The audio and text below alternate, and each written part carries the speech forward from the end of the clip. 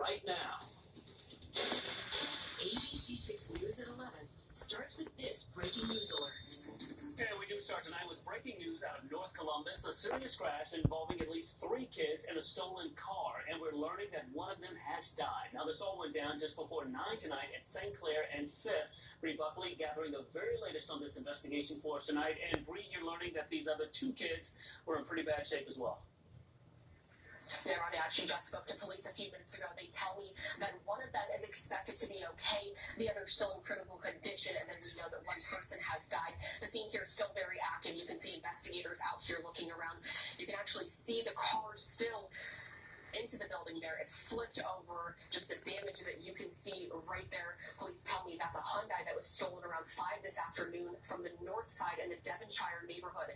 The car theft victim says this is the second time his car was broken into, and it's been happening a lot in that area. The group was spotted in the stolen car trying to break into other cars. That's when an officer tried to stop them when they sped off, and the officer did not pursue. I'm told that's because of department policy.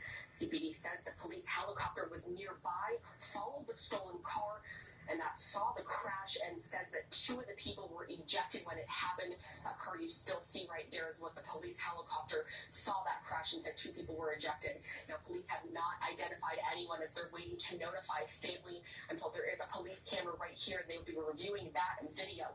We'll be sure to keep you updated as we learn more. For now, live on your side, Bree Buckley, ABC 6 News. All right, thank you, Bree. And we continue to follow a developing story near Dayton tonight. Investigators telling us a Clark County deputy was shot and killed after responding to a call this afternoon.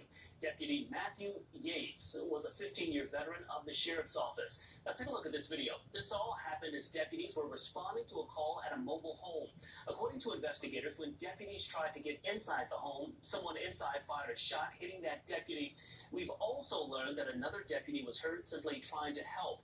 All of it led to a standoff that lasted for hours. And it's scary. It is really scary. You know, you live out here, you don't bother anyone. Everyone minds their own business. No worries, and now they're coming, you know. The investigation into what led to it all is moving forward tonight. We're also hearing from the brother of that alleged shooter who's pointing to mental health issues. We know he's been dealing with some mental health struggles. The attempts for help were ignored. The world only knows him in the last 4 hours, and this was not that man. The name of that suspect has not been released. Turning now to the weather, you're taking a live look over the city tonight. It's an alert day across central Ohio. It has been hot and muggy throughout the day. Most of the area has been under a risk of strong to severe storms. Now, of course, this is similar to what we saw on Saturday with heavy rain and wind leading to plenty of damage and power outages. Jim Ganal tracking things for us tonight. Jim, the good thing is you said as we've been going on throughout the evening, we are seeing less of a chance of that. The longer we go, the better it is Friday. But it's still a head scratcher because a cold front is coming into the hot and humid air, and the pink areas are severe thunderstorm watches. We have that northeast Ohio, we have southwest of Ohio, and we have severe thunderstorm warnings in the vicinity of Cleveland and Erie, way up to the north. But there are no thunderstorms between Route 30 and the Ohio River. Can you imagine that? Everything out of Indiana turns south into Kentucky or gradually weakens, and the July-August thunderstorms are noted for damaging winds, tremendous lightning, and flooding downpours, but the threat of it has been pared back substantially. Most of the state was in the orange, which is a 15% chance of severe weather. Now only the northeast corner is. For central Ohio, just a 5% chance of a severe damaging wind gust, and the hashed green areas not expecting any severe weather at all.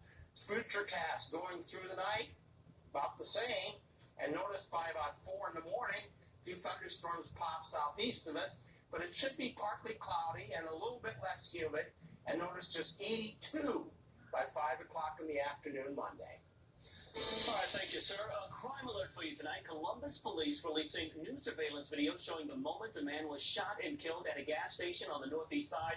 Investigators believe those images could be key to making an arrest in this case. Take a close look at these images. This video caught on camera at the Speedway gas station on Stelzer Road on the northeast side of Columbus. It shows the exact moment Myri Abraham took a fatal bullet. You can see the shooter actually try to open the passenger door. When he couldn't get in, he jumps on top of the car, firing shots before he's tossed off and runs off. Investigators say Abraham and the shooter had some sort of altercation just minutes before. This weekend, police and Crime Stoppers are teaming up, hoping to gather needed information to find that shooter. If you have any clues, give them a call. If the tip leads to an arrest, it could get you a payday. And the family of the victim can get a few answers as to why this all happened. Developing tonight, just hours ago, a pretty wild scene outside of Nationwide Children's Hospital. A stolen car being chased by police slammed right into the front of the building. The woman behind the wheel and the person in the passenger seat locked up, facing a long list of charges tonight. This, the aftermath of a wild afternoon near Nationwide Children's Hospital. Police, crime tape, and a car rammed right into the front of the building. Okay, let me try to sort this all out for you. Investigators telling us this all started with a domestic call along Fair Avenue. A woman and the person with her jumped in a car that was reported stolen out of Union County. Officers gave chase and say the woman eventually crashed into another vehicle here on Parsons Avenue near East Main Street. Another driver stopped to help, and that's when the woman and her sidekick carjacked the Good Samaritan.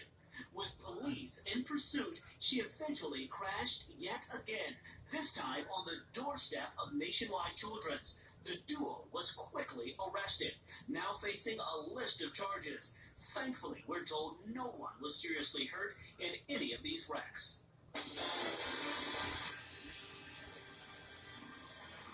Super Bowl fever, a big week ahead for the Buckeyes. Big Ten Media Days going down in Indy this week. A lot of excitement leading into the season. Of course, Clay Hall will be hitting the road to get insight from the team and the conference. Clay, I'm assuming the big talk, at least to start this week, will be the addition of USC and UCLA to the conference. Yeah, I'm a little tired of talking about it, but granted, it was a major story linking the Midwest and the West Coast, but I'm ready to chop up some football on the football fever, my man. Still 2 years away from the Bruins and the Trojans. I did run into several guys yesterday, several players, JT Tuimoloau, Cam Brown, Paris Johnson, Luke Whippler, all really talking about looking forward to camp, putting the pads on, and ready to make it right.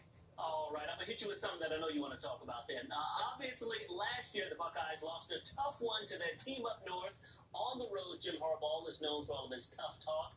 Do you expect him to jab Ryan Day just a bit? Yeah, that was a 15-point loss. Coach Harbaugh talks Tuesday in Indy, Day on Wednesday, but I'm sure they'll run into each other, and perhaps they do on the recruiting trail. You know, Ryan Day's made several changes to prevent a remake of 21 in the Big House. Coach Harbaugh, you remember, was interviewing with the NFL on National Signing Day. Michigan's class right now, 37th. The Buckeyes are number 1. But I'm not woofing. Let's see what happens in November. And by the way, there's a pretty big game on September 3rd. It's coming up quickly. Clay, no doubt the biggest name at Media Day will be OSU quarterback C.J. Stroud. How do you think he'll handle that pressure and attention of this week? Yeah, I don't think he feels much. I mean, he doesn't get too agitated in the pocket, and questions don't bother him. I think when you're the third-year guy, you're a starting quarterback at Ohio State, you've heard it all. And Kirk Herbstreit will tell you he got good at interviews because he was playing quarterback at Ohio State. Just a lot of media attention, and it pays off because these guys get very comfortable in that setting. All right, thanks a lot, Clay. I know you'll have a lot more coming up a bit later in sports. Yeah, if you let me, I'll do it. I like it. All right, still to come tonight, Starbucks considering a store-wide change to its rules at 11:12. Why this new change is important to the store and how it could impact your next visit.